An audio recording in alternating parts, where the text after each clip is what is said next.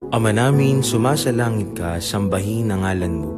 Mapasa amin ang kaharian mo, sundin ang loob mo dito sa lupa para nang sa langit.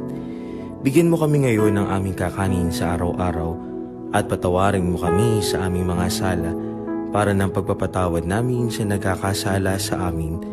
At huwag mo kami ipaintulot sa tukso at iadya mo kami sa lahat na masama. Amen.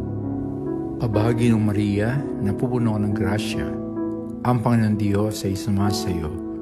Buti kang pinagpala sa babaeng lahat, at pinagpala naman ang iyong anak na si Jesus. Santa Maria, Ina ng Diyos, ipanalangin mo kami makasalanan, ngayon at kung kami mamatay. Amen. Sumasampalataya ako sa Diyos amang makapangyarihan sa lahat na may gawa ng langit at lupa. Sumasampalataya ako kay Jesucristo, isang anak ng Diyos, Panginoon nating lahat. Nagkatawang tao siya, lalang ng Espiritu Santo, ipinanganak ni Santa Mariang Birhen, pinagpakasakit ni Poncio Pilato, ipinako sa krus, namatay, inilibing, nanaog sa kinaroroonan ng mga yumao.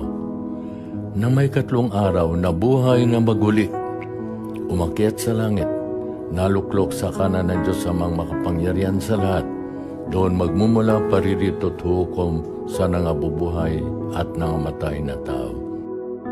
Sumasampalataya naman ako sa Diyos Espiritu Santo, sa banal na simbahang Katolika, sa kasamahan ng mga banal, sa kapatawaran ng mga kasalanan, sa pagkabuhay na maguli ng nangamatay na tao, at sa buhay na walang hanggan.